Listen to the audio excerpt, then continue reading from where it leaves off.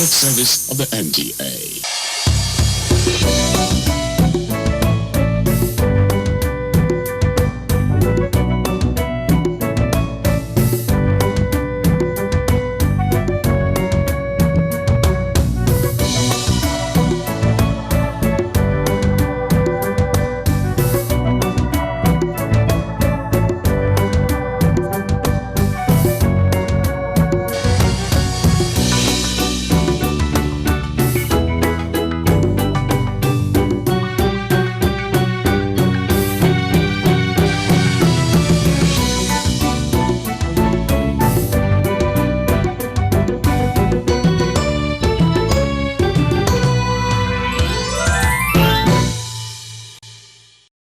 Welcome to another episode of Environment Matters. I am Jennifer Igwe. Coastal erosion is a major challenge affecting nations, especially with the impact of climate change. In Nigeria and in Lagos in particular, it is a problem that experts are saying we need to tackle before it gets really worse. Today we'll be finding out what experts are talking about coastal erosion and why urban planning is very important. So stay tuned. There was a saying years ago that what is visiting Lagos without seeing the Lagos Bar Beach? It was top on the list of places to visit for first-timers to the mega city. Hundreds of coconut trees that were there taking the sea breeze with the wide expanse of beach sand that was there.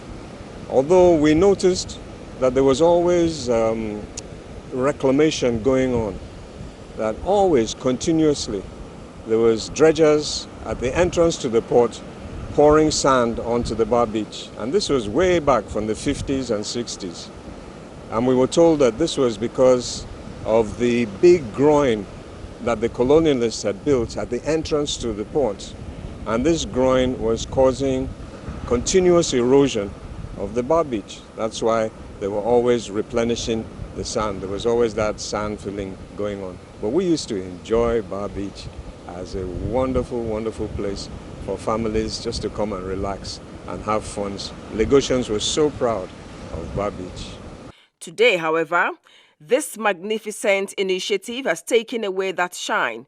It is the Eco-Atlantic City project, a new planned city in Lagos occupying 10 million square meters of land reclaimed from the ocean. Then there was the Koramo Beach and Lekki Lagoon. They were tourist delights. Today, massive construction projects sit on where they used to exist.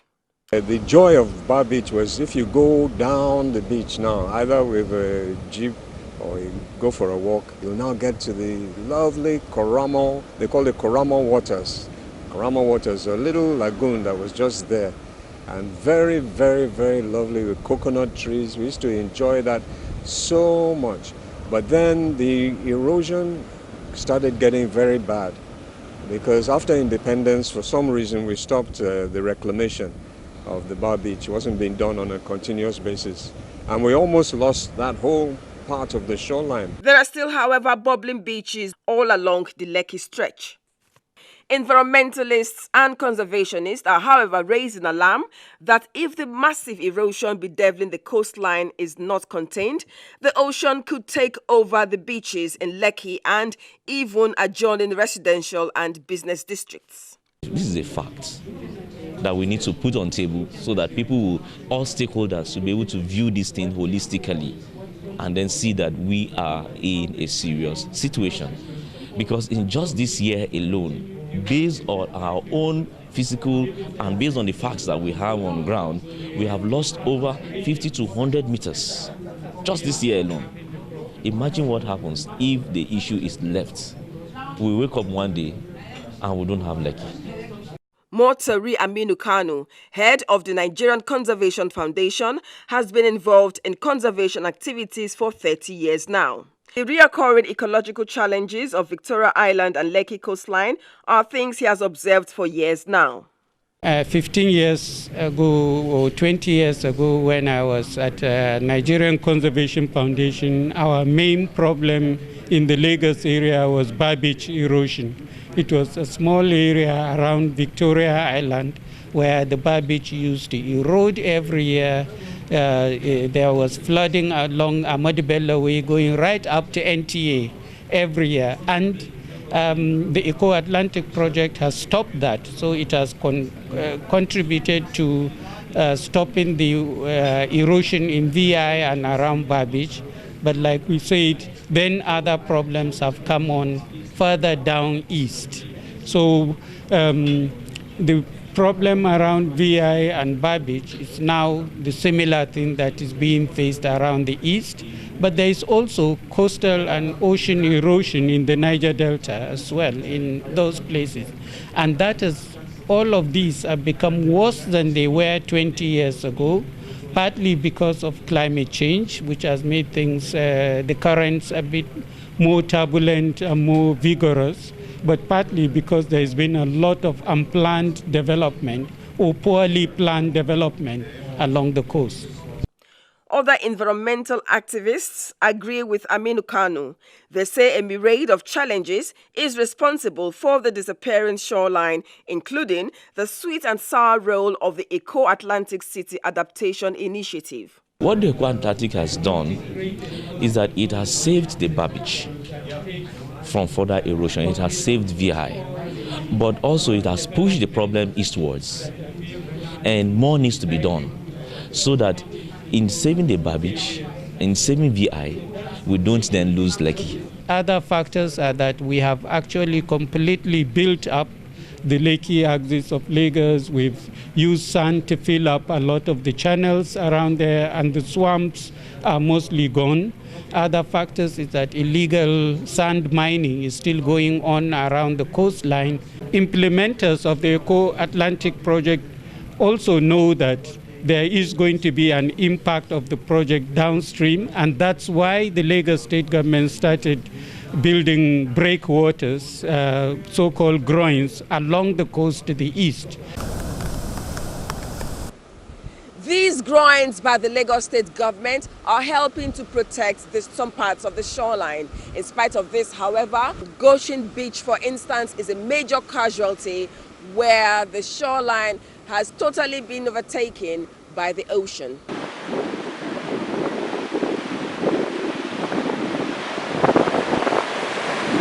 We're halfway there. The groins that have been deployed by Lagos State are working. Where the groins have been built, the shoreline is being protected. What is not happening is the continuation of that project.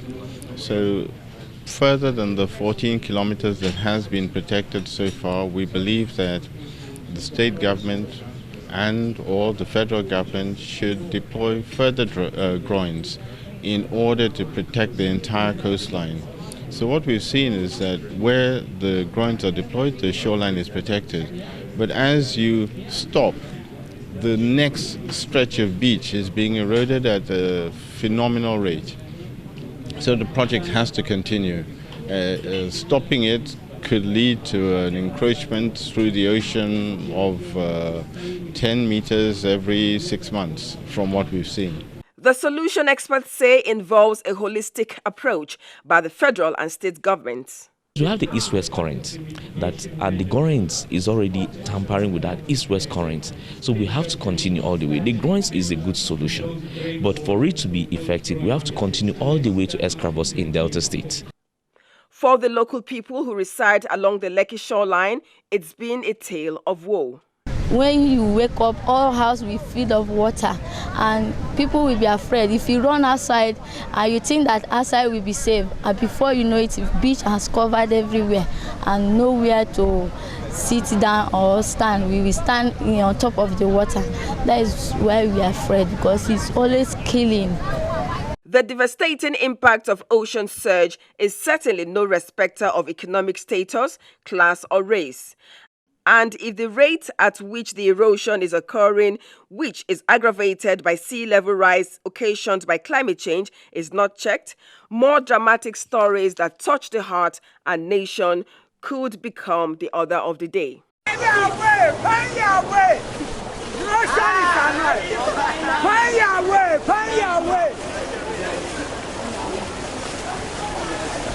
When we talk about climate change is a global issue. This is our earth, uh-oh. This is the place where we belong. This is our home, uh-oh. This is our time, uh-oh. This is the place where we come from. Pick up the trash, put it where it should go. You do your part, preserve this earth, you know. This is our world, uh-oh. This is our earth, uh-oh. This is the place where we belong. This is our home, uh-oh. This is our time, uh-oh. This is the place where we come from. Try to reuse, recycle what you can, and do your part, and give a helping hand. This is our world, uh-oh. This is our earth, uh-oh. This is the place where we belong. This is our home, uh-oh. This is our time, uh-oh. This is the place where we come from. This is still Environment Matters. How we plan urban areas and our cities is very important, especially because it affects the socio-economic well-being of the nation and the people. So let's find out more on urban planning. Squatter settlements, poor housing, inadequate infrastructure and maintenance of existing ones are some factors that depict urban environmental degradation. Industrial pollution and poor water supply, inadequate refuse collection, poor drainage, roads, and sanitation are also some often conspicuous challenges. By nature of the structure of human beings and probably governance opportunities, the more you acquire certain level of exposure and skill, for you to really be fulfilled, you have to move towards where you can use that skill. And they are usually at the urban centers, where you can best utilize those skills that will be to your best advantage. Let's use income as an indicator of advantage. They are usually in major cities. And I think that is the beginning of the issue. Our cities prepared for this? So the pressure will be so much that the city will be battling to survive it, and yet there is extent to which the city can survive it. Why? Because the global trend is now that the citizens should contribute, because that's the only way that for those systems to be sustainable, the end users, who are the people living in cities, they should put in something in terms of money to manage their waste. Even with that, by the time you are paying for this and that, I mean, you're able to use your sense either of electricity, be able to know how to manage your electricity. So, but people, they don't have enough in terms of economic resources. Before you know it, the thing will be so overwhelming that everybody will be grasping, everybody will be making, we know what is good.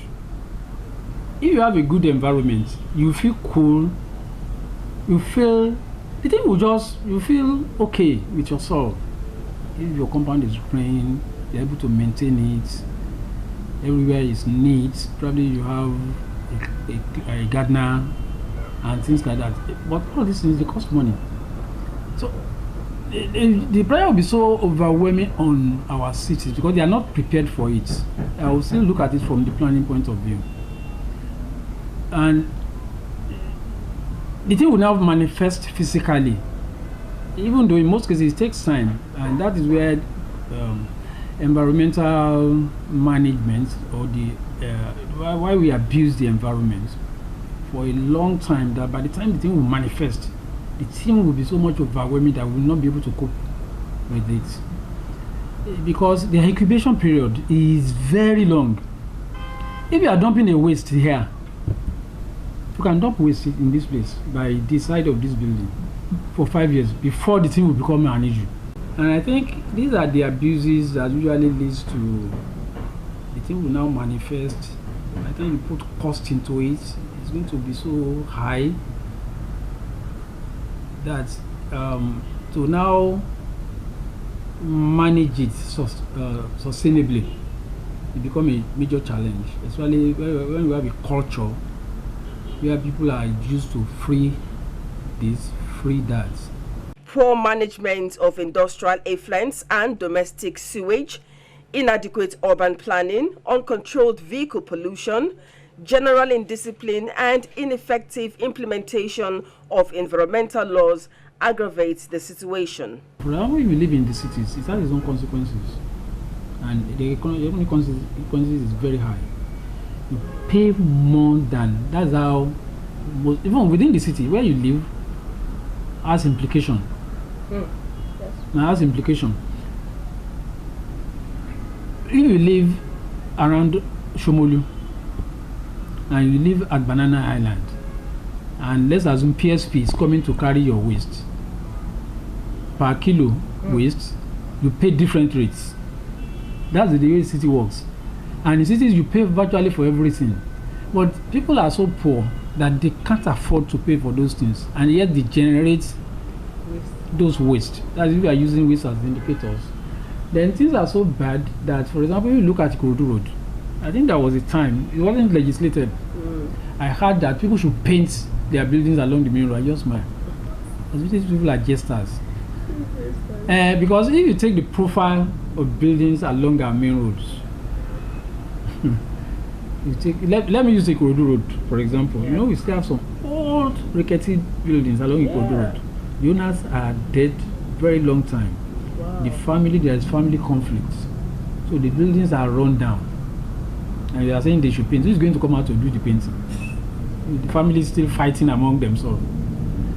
So I thought just that these people are just that it doesn't work that way. That the reflection of what you see in your city is just a reflection of the economy. The waste are supposed to be treated before they now discharge them to go to the lagoon, so that they don't pollute the lagoon. If they should go straight, you can imagine those waste coming from Ikeja, from textile plants, battery plants, just going to the lagoon straight. It will affect at least the fishes, for example, and we consume that. I can imagine a whole city consuming fishes. Let's assume that is major source of fish for like 50 years. Anyway, it's one type of disease we just bubble up over time.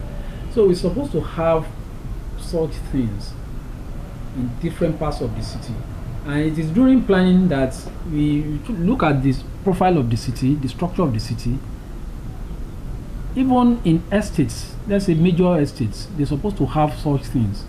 After treating, they now pump it into the system before the thing will go into, you know here we are used to using soccer with every land, which is not, that should not be the normal thing. So we're supposed to centralize the waste management system.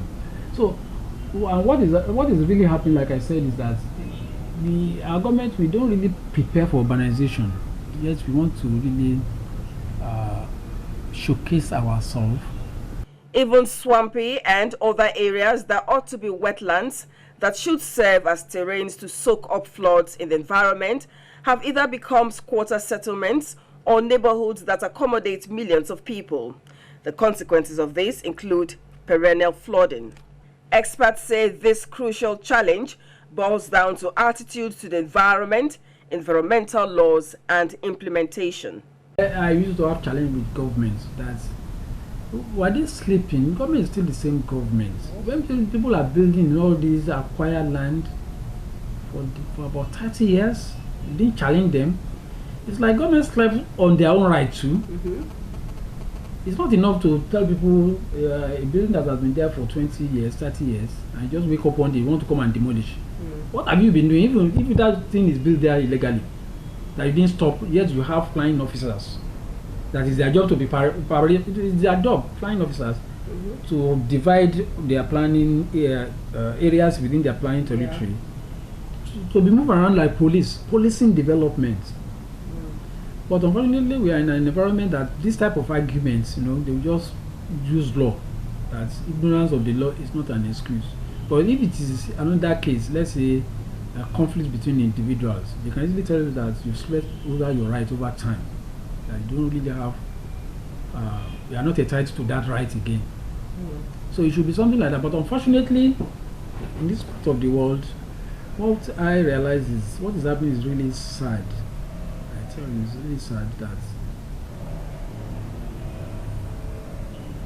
the government sleeps over their own rights, right? People have used their resources to develop those things, even though if those areas are not even good for their own health, like buildings very close to lagoon, close to, I think they are entitled to compensation. And the compensation, normally, one can look at it from two angles. Some, they are not claiming they are the owner of the land. They lease that land from somebody. It's the building on it that is their own. Especially those temporary structures with plants. Some bought the land, even from the person they bought it from is not even the owner, because it's already that land is water setback.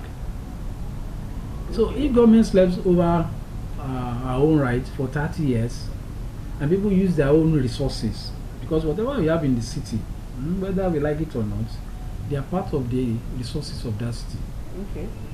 But then you are not destroying those things that will run into billions of naira, and you just walk away. I don't think that is responsible.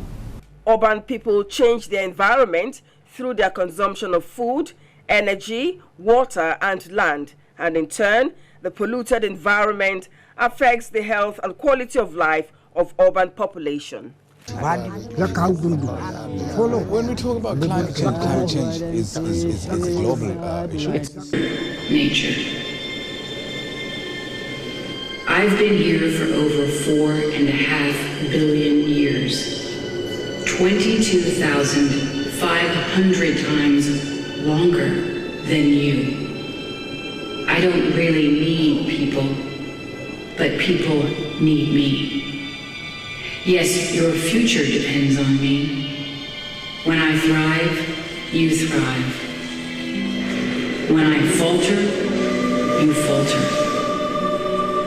Or worse.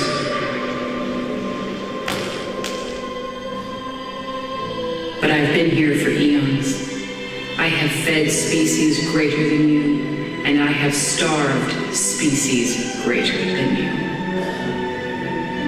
My oceans, my soil, my flowing streams, my forests, they all can take you or leave you.